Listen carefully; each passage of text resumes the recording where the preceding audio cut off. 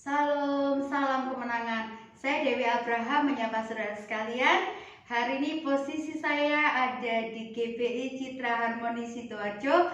Terima kasih Kak Samuel. Hari ini saya akan sharing firman Tuhan yang diambil dari Yesaya 30 ayat 15. Demikian firman Tuhan. Sebab beginilah firman Tuhan Allah yang Maha Kudus, Allah Israel, dengan bertobat dan tinggal diam kamu akan diselamatkan. Dalam tinggal tenang dan percaya terletak kekuatanmu. Saya ambil di bagian B. Dalam tinggal tenang dan percaya terletak kekuatanmu. Judul firman Tuhan hari ini adalah tenang yang akan membawamu menang. Saya suka sekali dengan kata-kata tenang. Tenang itu berarti sikap hati yang bisa menerima segala kondisi dengan hati yang berserah pada Tuhan. Seringkali orang menghadapi masalah itu responnya bermacam-macam, saudara. Ketika masalah itu terjadi, ada yang panik, ada yang bingung, gimana ya, harus seperti apa ya. Beberapa orang menghadapi masalah itu dengan 3 F. F yang pertama itu fear atau takut. F yang kedua menghadapi masalah dengan apa? Fly, menghindar. Tidak mau menghadapi masalah, tidak berani menghadapi masalah.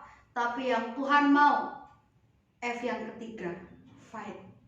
Masalah itu harus dihadapi, bukan dihindari. Seringkali masalah terjadi dalam hidup kita. Yang pertama, karena kesalahan. Umat Tuhan mengalami pembuangan ke Babel selama 70 tahun karena kesalahan, karena ketidaktaatan akan firman Tuhan. Kadang-kadang masalah terjadi karena kesalahan kita sendiri. Salah satu contoh, dikasih tahu, jangan merokok, masih nekat merokok ketika paru-parunya bermasalah, mulai batuk. Itu kan hukuman yang harus kita terima. Kuncinya cuma satu, dengan berhenti merokok pasti sembuh dan pulih. Dosa itu ketika kita bertobat, Tuhan bisa pulihkan.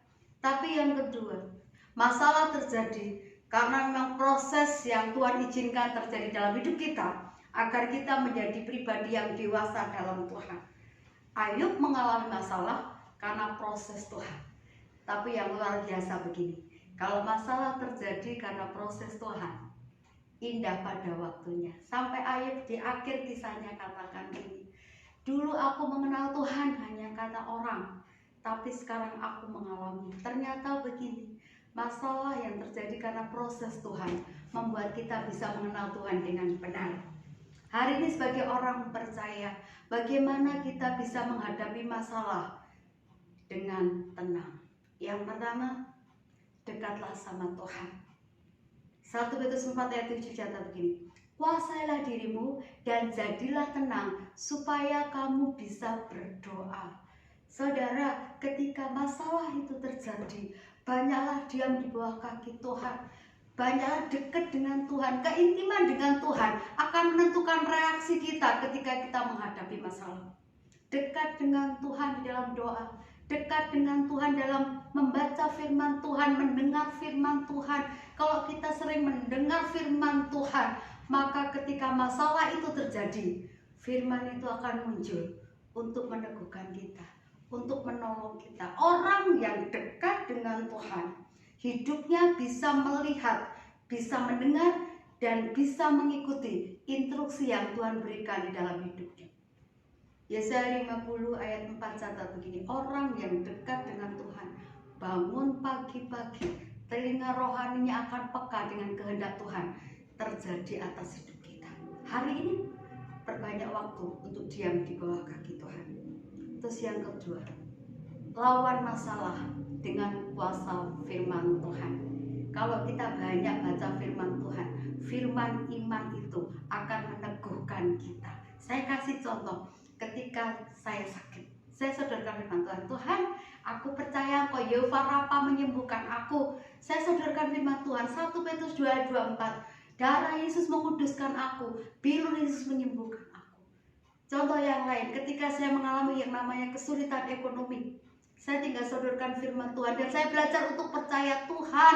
Filipi 4 ayat 19 catat, Allahku akan memenuhi segala keperluanku menurut kekayaan dan kemuliaan di dalam Yesus Kristus Tuhan. Ketika saya percaya firman itu yang sanggup mengubahkan keadaan saya. Firman itu yang sanggup mengubahkan kondisi saya. Dari orang yang terpuruk menjadi orang yang bangkit. Dari orang yang lemah menjadi orang yang kuat. Belajarlah menjadi pribadi yang tenang ketika masalah itu terjadi. Dunia membuat kita takut, dunia membuat kita lemah, dunia membuat kita lelah. Tapi percaya orang yang dekat dengan Tuhan. Yesaya 43:1 catat, kita ini Raja Walinya Tuhan yang siap terbang menghadapi masalah. Saya kasih satu kesaksian. Teman saya itu mengalami penipuan hanya gara-gara panik. Siang itu pukul 2, tiba-tiba dia dapat telepon. Istrinya tanya, Pak, telepon dari siapa? Dia tidak jawab, dia cuma tutup telunjuk jarinya, bilang ini, tidak mau ditanya. Tiba-tiba dia pergi. Istrinya bingung, anak-anaknya bingung, loh papa kemana, gak ada yang tahu. Tiba-tiba 10 menit kemudian dia kembali ke rumah. Ditanya, loh dari mana? Dia gak jawab. Setelah kira-kira 5 menit lewat, baru seperti orang sadar. Ditanya, loh papa dari mana? Itu loh, anakku tuh mau diculik. Loh kata siapa? Tadi yang telepon tuh bilang, katanya anakku mau diculik. Terus istrinya bilang gini, coba kita telepon. Dia telepon anaknya yang wanita, yang perempuan itu waktu itu SMA kelas 3, sekitar kelas 3. Ditelepon, nyambung. Mamanya tanya gini, kamu di mana dek? Loh aku di sekolah, Ma, ada apa? Loh kok katanya kamu diculik? Tidak ada pelajaran tambahan.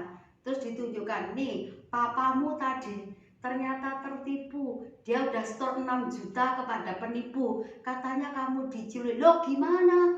Seandainya Om tadi tenang ketika ditanya, Pak ada apa? Ini loh katanya anakku diculik. Kan bisa dikonfirmasi ke sekolah, bisa ditelepon anaknya. Pasti kan gak terjadi tertipu. Tapi karena panik membuat dia takut, membuat dia bingung, akhirnya uang 6 juta lepas untuk penipu. Paling tidak kita belajar. Apapun yang terjadi hari ini, masalah apapun yang menghimpit kita, jangan pernah panik, tetap tenang. Hanya orang yang tenang yang bisa menang. Seandainya Om tadi tenang, berdoa, pasti Tuhan akan berikan hikmat. Dan dia nggak akan pernah tertipu. Tapi ketika dia panik, dia bingung. Iblis punya celah untuk menipu kita.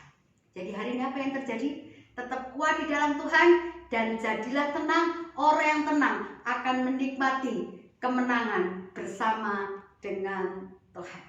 Tuhan Yesus memberkati. Salam.